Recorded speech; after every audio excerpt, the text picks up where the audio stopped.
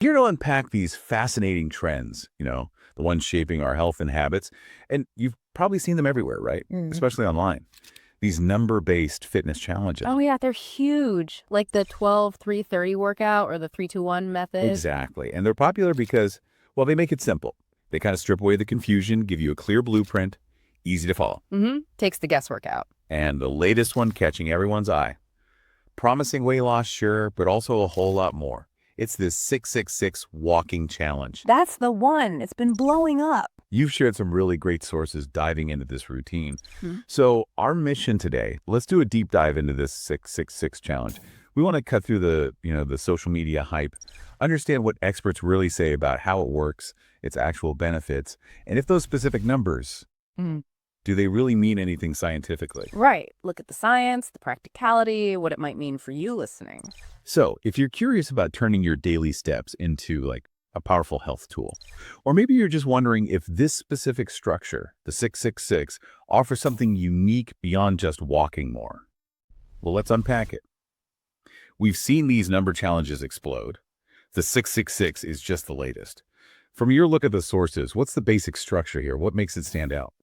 Well, what's really interesting is how they give you this clear, almost foolproof framework. People seem to love them because they remove that first step, that what should I do question. The 666 challenge, it's definitely a big recent TikTok trend, though its exact start is a bit fuzzy, but it really nails that appeal. That makes sense, like having a plan ready to go, just press play.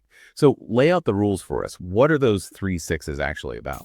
Okay, so the core is walking for 60 minutes every day. Some versions you found even mention doing that once or maybe even twice a day. And the walk itself is meant to start right at either 6 a.m. or 6 p.m. That's the timing bit. Then, and this is key structurally, you've got a dedicated 6-minute warm-up before the main walk and then a 6-minute cool down after. Gotcha. So it's not just wandering around for an hour. There's a definite structure Yep. and a specific pace involved too, right? Exactly, that main 60-minute part. It should be brisk. Think around 3 miles per hour, maybe faster. It should feel effortful is the word used. Like you could talk, but probably not sing comfortably. But the warm up and cool down phases, those are meant to be slower, more gradual. Yeah, I can totally see the appeal. That simplicity, that structure. Lindsay Baumgren, she's a CPT, certified personal trainer, really hit on this. She said people gravitate toward these number-specific challenges because they take the guesswork out and provide a really clear, easy-to-follow framework. Removes the mental effort. It really does. And plus, beyond the numbers, walking itself is pretty low intensity, right? So it's accessible for almost everyone, regardless of fitness level. Yeah. That broadens the appeal massively. If you think about the bigger picture, it taps into this desire for real results, better health, without feeling, intimidated by super intense workouts.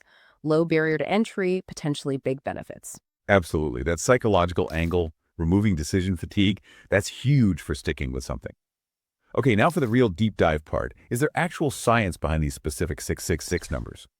Or is it more like a catchy way to remember a good habit?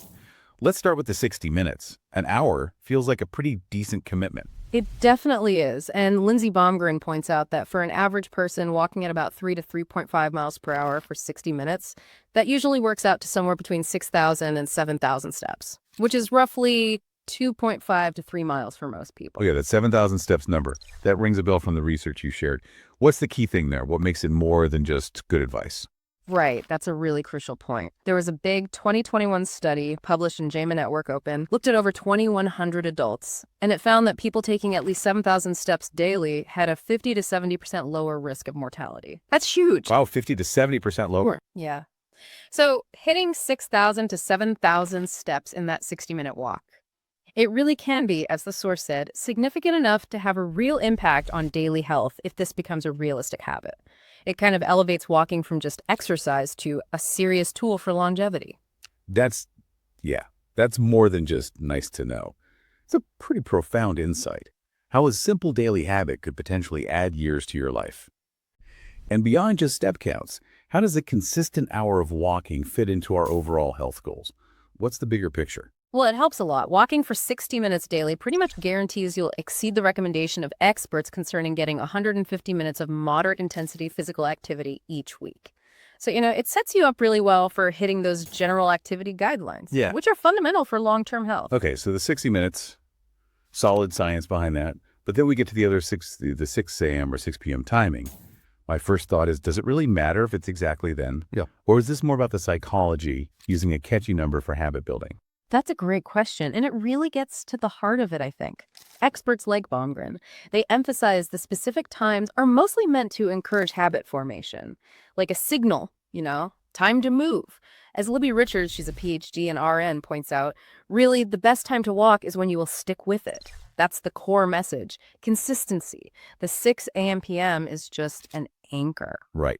Making it automatic, less thinking, more doing. It's not about some magic hour, but about carving out your consistent time. So I did see some interesting stuff in the sources about walking after meals. You did. Baumgren highlights that, yeah. Walking after eating a meal helps regulate blood sugar, aids in digestion, and supports long-term heart health. So if that 6 p.m. walk happens after dinner, bonus points metabolically. But the research on the best time, it seems a bit mixed, doesn't it? Not totally clear-cut. It is nuanced, yeah. Complex stuff. There was a 2023 study in obesity. It found a correlation, key word there, correlation between doing a moderate to vigorous exercise between 7 a.m. and 9 a.m. and having lower BMIs and waist sizes. But again, correlation isn't causation, doesn't prove the timing caused it. Other studies hint morning exercise might help reduce abdominal fat in women, while evening workouts might be better for building muscle mass. Interesting. Different potential benefits depending on time. Exactly. And then you have the mood stuff, which is just as important, right? Morning walks might make you feel energized, productive. Evening walks could be great for unwinding, de-stressing. So it really comes down to your personal goals, your schedule, what feels best for your body. So for timing, Yeah. consistency trumps the exact hour. Makes sense. And speaking of consistency and preparing the body, let's look at the other sixes, the warm-up and cool-down. We all sort of know they're important, but does the 6-minute mark make them specifically better? Well, experts like Janet Hamilton, she's a CSCS, and the American Heart Association, the AHA, they really stress how vital warm-ups are. Easing into it, raising muscle temperature, preventing strains, all that. And cool-downs are just as crucial. Gradually bringing your heart rate and body temp back to normal helps massively with reducing muscle soreness later. Okay, and 6 minutes fits with the general advice then. Sounds like a smart built-in feature of the hour. Totally. The AHA actually recommends 5 to 10 minutes for both warm-ups and cool-downs. So 6 minutes, it's right in that sweet spot, right in line with those recommendations. For actually doing it, Lindsey Baumgren suggests starting the warm-up at an RPE, that's rate of perceived exertion, of about 3. So very light effort, easy conversation pace. Gradually bring that up to a 5, which is moderate effort for the main walk. Then for the cool down, you slow right down to an RPE of 2 or 3. This gradual up and down really helps prepare the body and aids recovery, minimizes injury risk. Okay, so these 6s, they definitely have solid reasoning behind them, whether it's for habit building, direct physical benefits, or just smart injury prevention. Got it. Now let's zoom out again. The 666 challenge often gets pushed for weight loss, but the sources you gave us, they highlight so many other health benefits, like way beyond just losing weight. Let's talk weight management first, though, since it's such a common goal. Right. And while adding any physical activity burns calories, it's really important to remember weight loss usually needs a calorie deficit. So diet changes often need to happen alongside the exercise. Hamilton reminds us it's complex, right? Activity, diet, age, sex, genetics.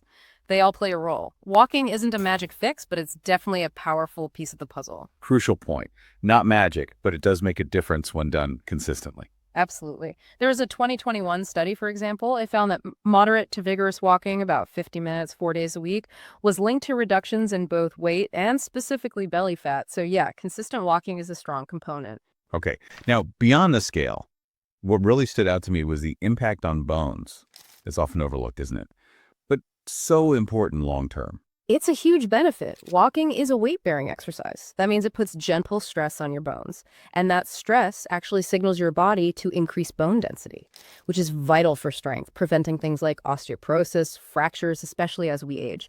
Both the National Library of Medicine and Harvard Health really emphasize this. And there's actual research showing this with brisk walking, right? It's not just theory. Nope, real data. A 2022 study in PLOS1 showed that brisk walking just 30 minutes a day, 3 times a week, significantly improved bone density in premenopausal women over a 2-year period. Tangible results. That's fantastic. Yeah. Then there's heart health. Seems obvious, maybe, but the specific data you found is always compelling. Yeah, it's a classic aerobic exercise benefit. Walking improves circulation, strengthens your heart, and lowers blood pressure, just as Baumgren said. A 2020 JAMA study found that hitting around 8,000 steps daily was linked to lower death rates from heart disease. And even more striking, maybe, a 2023 study looked at sedentary older adults with hypertension.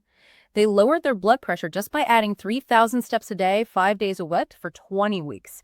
Shows even smaller, consistent efforts add up. It's easy to just say walking's good for you, but seeing how specific efforts like in the 666 translate to these big measurable impacts, it really drives home the power of cumulative habits, doesn't it? It really does. And speaking of significant impacts, improving insulin resistance, reducing type 2 diabetes risk, that's a massive one for public health. Huge. Physical activity helps your body use insulin better, stops blood sugar from building up too much, crucial for preventing type 2 diabetes.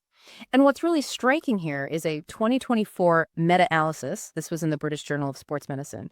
It found that walking faster than 4 miles per hour, so pretty brisk pace, could slash the risk of type 2 diabetes by almost 40%. Wow, nearly 40% reduction. Yeah. It really makes you think, doesn't it? Are you just strolling or are you walking with enough intensity to get that really powerful protective effect? That is a serious incentive to pick up the pace, maintain that effortful feeling. Okay, and we can't forget our brains. Mental health, too. I know personally a good walk clears my head, lifts my mood. What does the science say? Your experience lines up perfectly with the research. A small 2022 study, this was in the Journal of Personalized Medicine, found that even low to moderate intensity walking actually improved blood flow to the brain. That helps enhance cognitive function, keeps your mind sharper, and for mental health specifically.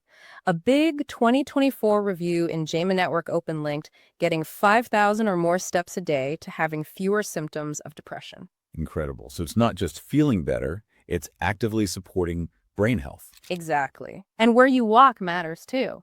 Another 2022 review, this one in applied psychology, Health and Well-Being, showed that walks in nature significantly reduced anxiety and depression and boosted feelings of calm. So getting out into greenery can amplify those benefits. Okay, so we've covered bones, heart, blood sugar, brain function, mood.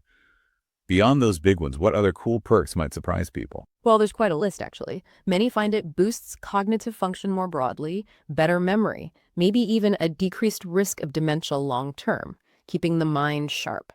Then there's better sleep quality, often overlooked, but affects everything. Improved cholesterol levels, too. More energy during the day, better stamina for just life. And of course, doing this challenge pretty much ensures you'll hit or get close to that 10,000-step goal lots of people aim for. Oh, and don't forget the social aspect. If you walk with friends or family, great way to combat loneliness, plus conversation stimulates the brain. It's a really holistic package. That really is a comprehensive list. Goes way beyond just fitting into old jeans, doesn't it? Makes you realize how foundational walking is. So if someone's listening and feeling inspired by all this, how do they make the 666 challenge actually stick? Make it sustainable, not just another trend they drop after a week. Right, linking back to habit formation. The big message from experts like Baumgren and also Leonard Veerman, he's an MD and PhD, is flexibility beats rigid rules. Baumgren put it plainly. Ultimately, I don't think the time of day you work out matters. It's just about consistently showing up. And Veerman basically said any workout that people do and keep doing is effective. The real magic is consistency, not the numbers themselves. That's probably a relief to hear for a lot of listeners, that rigidity can be intimidating. So if consistency is king, what's the trick to making it stick, especially if that full 60 minutes feels like a lot right at the start? Yeah, don't let it overwhelm you. Richard suggests starting smaller. Try 20-minute segments and work your way up. That's totally fine. Just remember, like she said, any increase in walking is a move in the right direction. It's about gradual progress, building that momentum, not perfection on day one. Celebrate the small wins. That's super actionable. What other practical things can people do to simplify it, boost motivation, make it less of a chore, and maybe even something to look forward to? Okay, practical tips. First, good shoes. Comfortable, suitable shoes are crucial to avoid pain or injury. Seems basic, but it's fundamental. Then, lay out your clothes and shoes the night before. Removes the decision point, makes it easier to just go. Find something you enjoy listening to: music, a podcast, an audiobook. Turns the walk into me time. Set alarms or reminders on your phone for your chosen walk time. Treat it like an important appointment. And like we mentioned, consider walking with someone, a friend, partner, family member. Accountability plus social connection. Win-win. Good tips. And what about people already walking consistently? Can they mix it up, add challenges? Or is sticking to the same pace, flat road, the main idea? Oh, absolutely, you can mix it up. Adding variables like bursts of speed or finding hills for inclines. Great ways to avoid plateaus, burn more calories. But Hamilton stresses this. Build up to those things slowly. Avoid discomfort or injury. Don't suddenly go find the steepest hill on day 2. For beginners, or even just on days you need something simpler, a flat route at that same brisk pace is still fantastic. Great for beginners, she says, and perfectly effective. Listen to your body. Progress mindfully. Okay, this has been a fantastic deep dive. Let's quickly recap. We've really unpacked the 666 walking challenge. We looked at its structure, the science behind the numbers or lack thereof in some cases, and this huge range of benefits: physical, mental, bones, heart, mood, brain function. It's way more than just a TikTok thing. It's a really accessible plan for healthier living. Absolutely. And while those specific 666 numbers offer a nice, neat guide, the real power, as all the experts seem to agree, is building that consistent habit of movement, finding your sustainable rhythm. So maybe the final thought for everyone listening is this. Considering everything we've talked about, how accessible walking is, the incredible range of benefits from longevity to focus to mood, what's one simple, sustainable tweak you could make to your routine this week? To get more consistent movement in, whether it's at 6 a.m., 6 p.m., or lunchtime, how might that small, steady commitment start to improve not just your physical health, but maybe your mental clarity, your overall sense of well-being in the long run?